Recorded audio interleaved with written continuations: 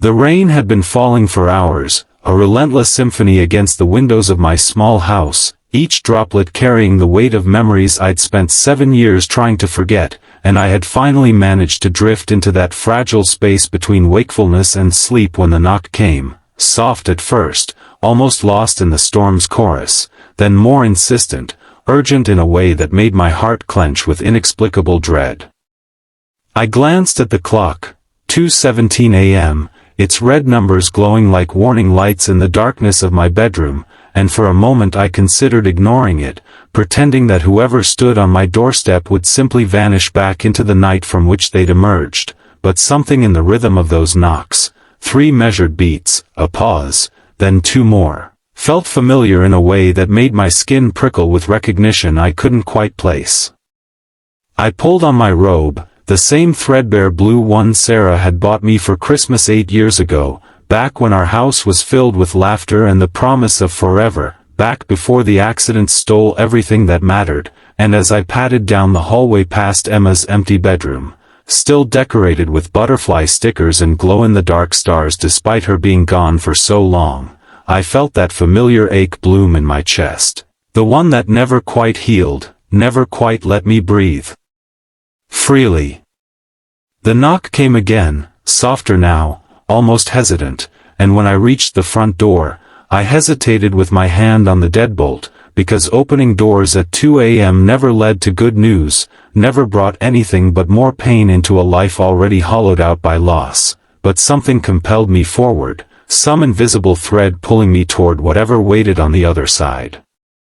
When I finally opened the door, the sight that greeted me made my breath catch in my throat. A young woman, perhaps 25, stood trembling on my doorstep, her dark hair plastered to her skull by the rain, her clothes, a simple white dress that seemed oddly formal for a night like this, clinging to her slight frame, and her eyes, those impossibly familiar brown eyes, wide with fear and something else I couldn't name, searching my face as if looking for answers to questions she hadn't yet asked. "I'm sorry," she whispered, her voice barely audible above the storm. "I know it's late, I know this is strange, but I had nowhere else to go, and you."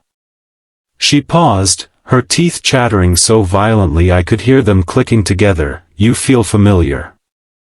Those words hit me like a physical blow, knocking the air from my lungs, because they were the same words Emma had said to me the first time I'd held her as a baby, the same words Sarah had whispered when we'd met at that coffee shop downtown, the same words that seemed to bridge the gap between stranger and family, between coincidence and destiny. And as I stood there staring at this girl who couldn't possibly be who my heart was screaming she might be, I felt the careful walls I'd built around my grief beginning to crumble.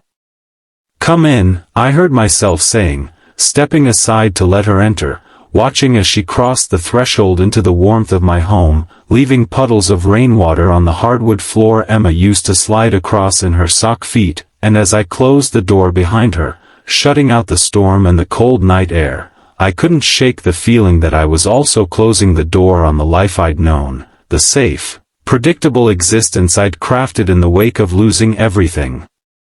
I offered her a towel, a cup of tea, a seat on the couch where Sarah and I used to curl up together watching old movies, and as she wrapped herself in the blanket I'd brought from the linen closet, the same soft yellow one Emma had claimed as her own during her last illness, I studied her face in the lamplight, searching for something I couldn't name, some sign that would explain why every instinct in my body was telling me that this moment had been inevitable, that this meeting had been written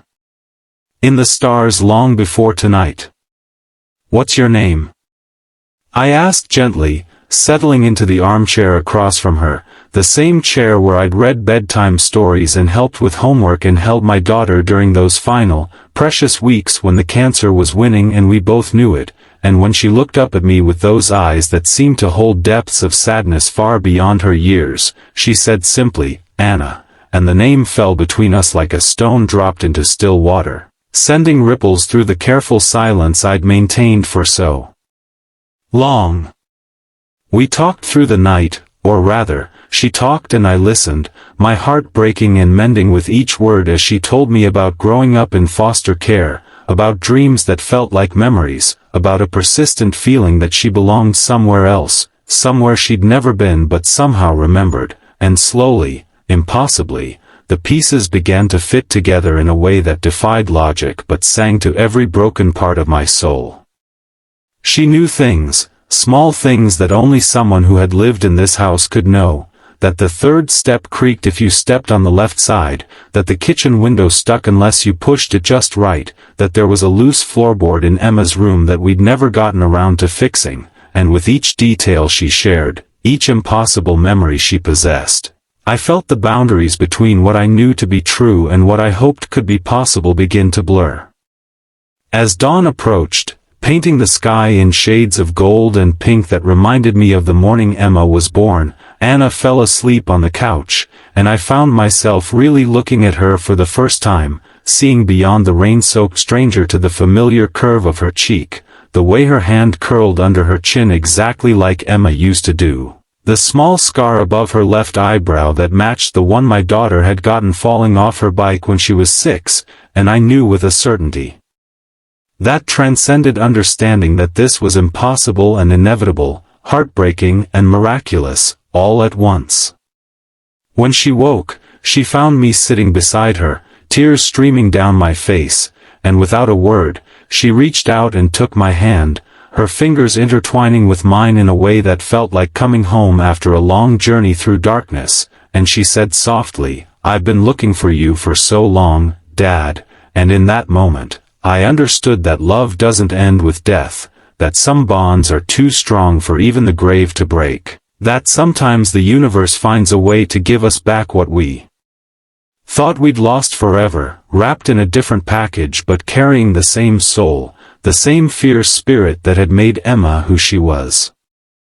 I don't pretend to understand how or why, whether it was reincarnation or divine intervention or simply the mysterious workings of a cosmos far more complex and compassionate than we can comprehend, but I know that when Anna smiled at me through her tears, I saw my daughter's smile reflected back at me, and I felt something I hadn't felt in 7 years, the possibility of joy, the promise of a future that held more than just survival, the knowledge that love is stronger than loss and that some